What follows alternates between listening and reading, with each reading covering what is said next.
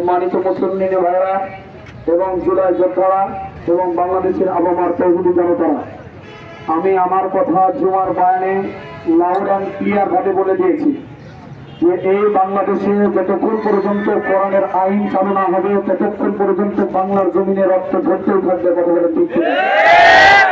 আমি বলেছি কোরআনের আইন আপনি একটা প্রতিষ্ঠা করেন, কাতাবনা ফিহা আন্নান নাফসা বিন-নাফস ওয়াল আইনা বিল-আইন ওয়াস-সিন্না বিস-সিন্নি ওয়াল জুরুহা কিসাস। এই আয়াতের ভিতরে আল্লাহ তাআলা বলেন হত্যার পরিবর্তে হত্যা করা লাগবে, তার পরিবর্তে দাঁত ফেলে দেওয়া হবে। আমার ভাইয়ের চোখের ভিতরে গুলি চালাবে, তার চক্ষু তুলে ফেলা হবে। আমি বলেছি হাদি ভাইকে যেভাবে গুলি করেছে তার ভিডিও ফুটেজ সংরক্ষণ করে তাকে গ্রেফতার করে বাইতুল মুকাররমের সামনে গ্রেনেড ছেড়ে ঝুলিয়ে তার ভাইয়ের মাধ্যমে, হাদি ভাইয়ের মাধ্যমে মাথায় যেই বরাবর গুলি করেছে ওই বরাবর গুলি করে বাংলার জমিনে প্রকাশ্যে ভাই লাইভ টেলিকাস্ট চালাইতে হবে। যদি লাইভ টেলিকাস্ট চালানো হয় খোদার কসম করে বলি বাংলার জমিনে আর কোনো হাদিকে শহীদ হওয়া হবে না। বাংলার জমিনে আর খুন খারাপি দেখতে হবে না। আমরা বলতে চাই হাদি মরে নাই।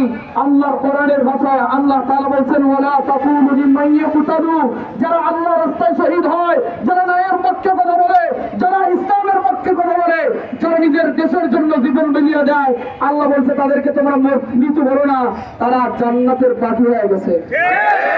আমরা বলতে চাই আমাদের হাদি ভাই জান্নাতের শহীদের মর্যাদা লাভ করবে। আমরা ওই কাতারে যেতে চাই। আমরা আমাদের মা বাবার কাছ থেকে বিদায় নিয়েছি। হাদি ভাইয়ের এই কথাটা আমার এখনো স্মরণ হয়। হাদি ভাই বলেছিল কোন বিপ্লবীরা বাড়িতে মরতে পারে না, প্রত্যেকটা বিপ্লবীদের বুলেটের আঘাতে হয়তো মরে যাব। আমি হাদি যদি মরে যাই 500 বছর বেঁচে থাকার লাভ নাই।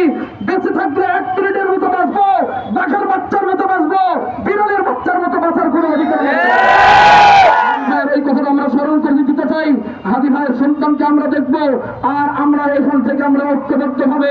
বাংলার তৌহিদি জনতার একটাই দাবি, বাংলাদেশে কোনো কুত্তা লীগ থাকতে পারবে না, বাংলাদেশে কোনো আওয়ামী লীগ থাকতে পারবে না, বাংলাদেশে কোনো ভারতের গরমরা এই দেশে থাকতে পারবে না।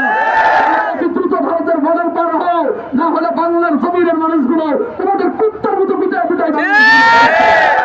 সম্মানিত হাজিরিন, আমরা বাংলাদেশে আধিপত্যবাদীর বিরুদ্ধে সবসময় ঐক্যবদ্ধভাবে কাজ